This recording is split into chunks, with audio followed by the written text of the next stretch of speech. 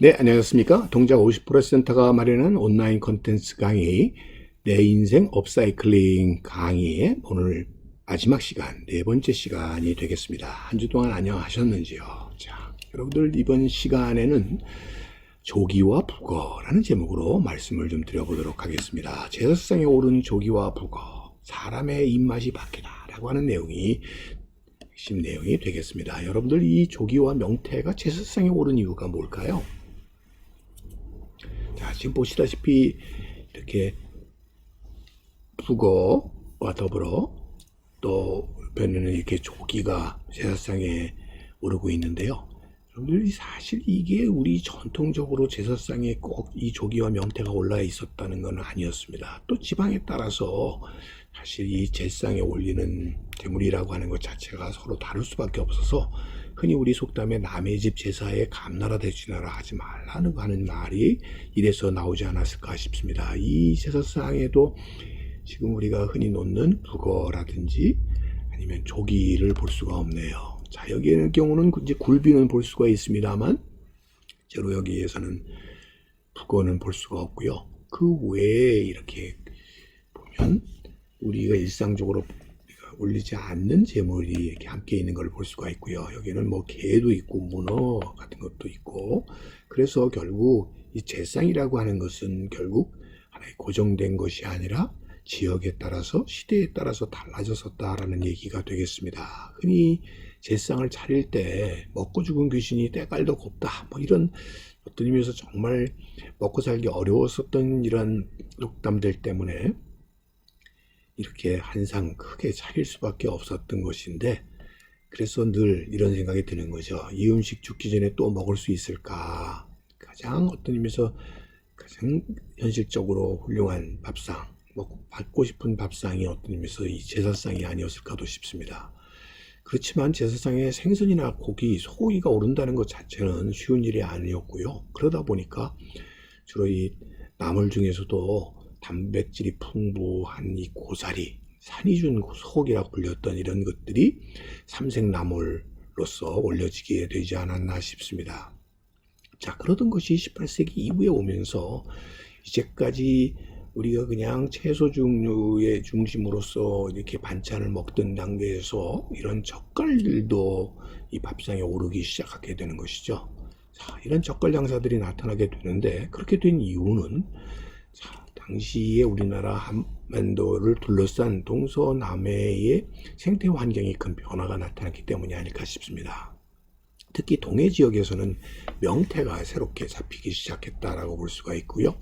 또 남해 지역에서 이 멸치가 유통될 수 있게 되었다는 것이죠. 그 전만 하더라도 이 멸치라고 하는 것은 오늘날과 같이 마른 멸치라든지 젓갈로 사용되지를 못하고 유통의 어려움이 쉽게 상하기 때문에 어려움이 있어서 나중에는 대체로 비료로 사용했었던 것이 일반적이었다고 볼 수가 있겠습니다. 또 이 조기 같은 경우는 특별히 유통을 위해서 이렇게 굴비로 만들어서 건조를 해서 유통을 하기도 했었기 때문에 연평도 생조기를 먹기보다는 주로 법성포 굴비가 유명하게 되었다고 볼 수가 있겠습니다. 이 법성포라는 것이 여러분들 전남 영광 지역이 되기 때문에 상당히 서울까지 이 법성포에 조기가 온다는 것 자체는 쉬운 일이 아니었습니다. 특히나 이 4월 달에 이 조기때가 들어오는데 알벤 조기가 이때 잡히게 되는 거죠. 산란을 위해서 오다 보니까. 그래서 실산 앞바다에서 나는 이 조기가 아주 최상품이 될 수밖에 없었다라고 볼 수가 있겠습니다. 그러다가 5월 달에 이 연평도를 거쳐서 이렇게 북쪽으로 올라가게 되는데, 이 서해 조기가 마포나루까지 이제 들어오기 시작했다는 거죠. 자, 이렇게 사실 여기까지 온다고 하는 것 자체가 대단히 오랜 기간이 필요한데, 이것이 올 수 있게 된 것은 무엇 때문이었을까?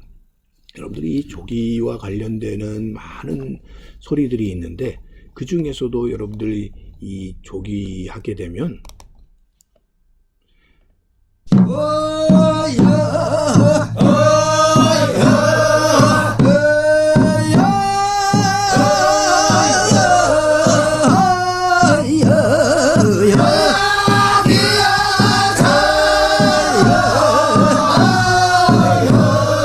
조기야 부서야 나비를 갖다가 이제 왔느냐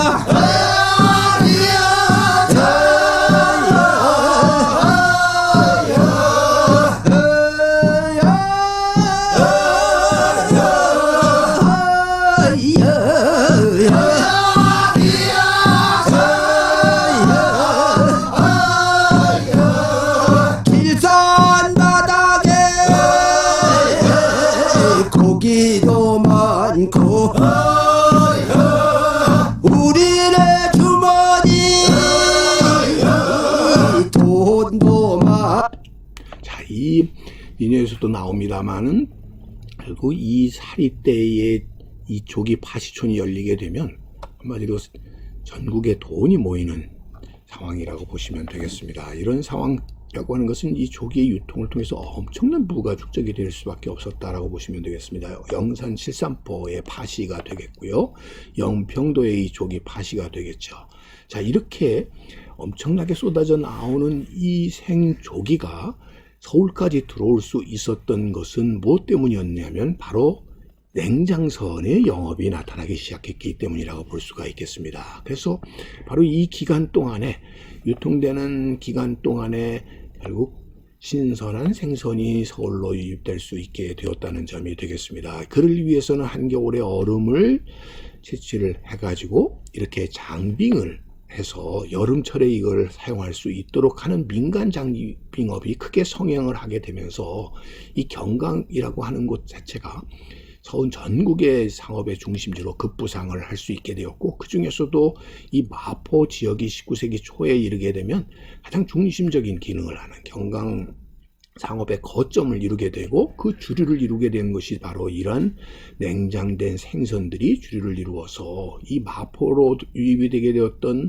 것이 이 시내로 유통되는 과정에서 만리고개를 넘어서 남대문 밖, 서서문 밖의 이 칠패로 유통이 되게 되는 것이죠. 결국 이 칠패뿐만 아니라 유기전 중에서는 종각 근처에 이 생선전이 있어서 이걸 통해서 큰 이물을 남기게 되었다라고 보시면 되겠고요.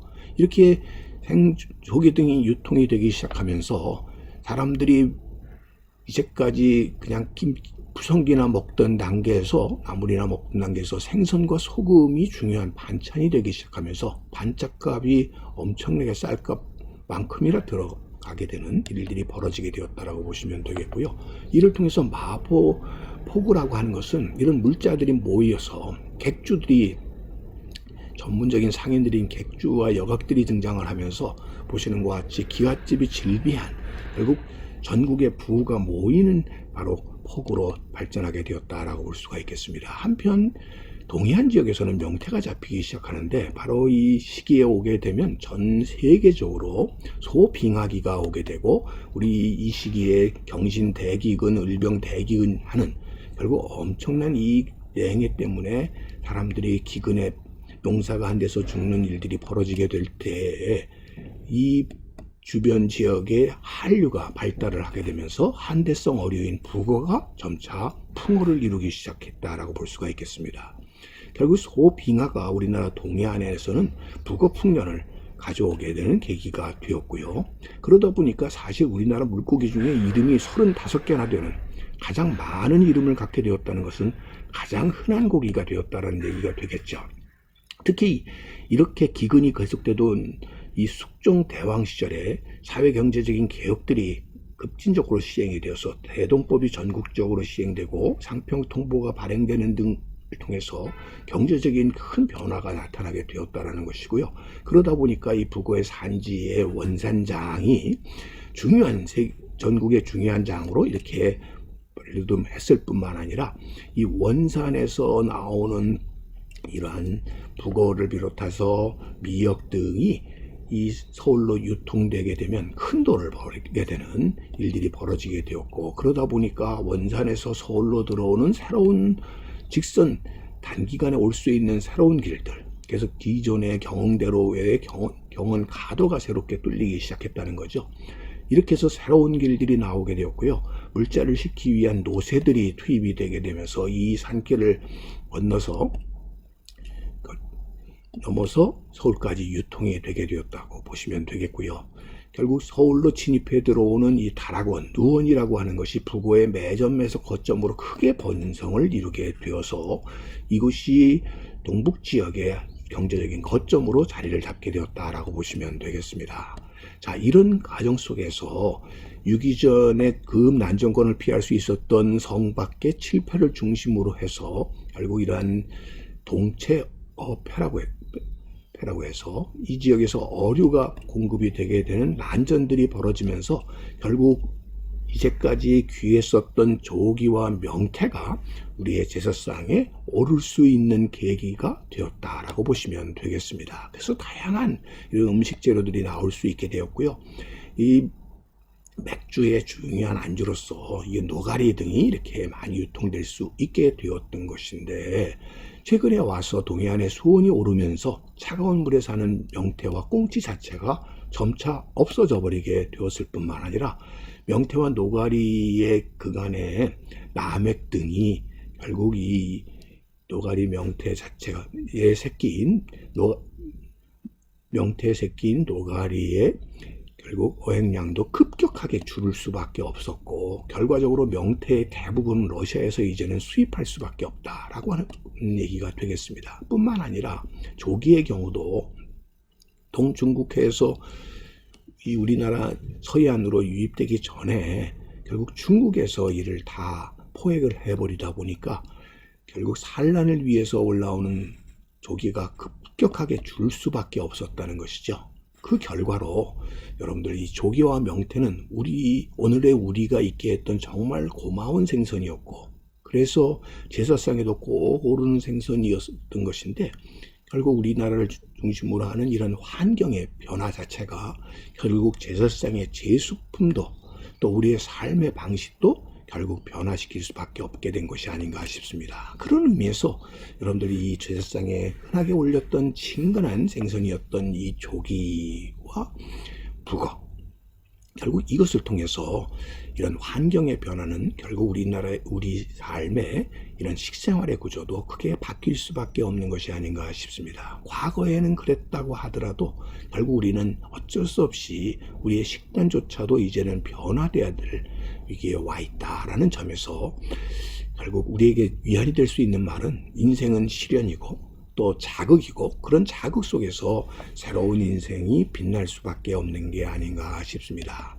지난 이 4차례에 걸친 이야기들을 통해서 저는 결국 우리는 이 50% 세대는 변화돼야만 되고, 이 변화 속에서 새로운 자극을 통해서 우리의 인생의 활력을 찾아야만 되는 게 아닐까 하는 이야기를 4차례에 걸쳐서 이어봤습니다. 그래서 첫 시간에 다르다는 틀리다와 같은 동의어인지, 2차 시에는 지구와 해구, 3차 시에는 느티나무와 소나무 이야기들을 이어왔었다라고 보시면 되겠습니다. 자, 오늘 이 시간까지 4시간에 걸쳐서 여러분들이 인생을 앞으로 살아나가는 데 있어서 인생의 재건축이 아니라 리모델링을 통해서 여러분들의 인생이 더욱 업사이클링 되어서 정말 활기찬 노후를 맞이할 수 있는 계기가 되셨기를 바라면서 제 이야기를 여기서 마치도록 하겠습니다. 4차례에 걸친 이야기를 계속적으로 잘 끝까지 시청해 주신 여러분들에게 큰 감사를 드리고, 이제 다른 강의에서 또 다시 만나 뵙도록 하겠습니다. 고맙습니다.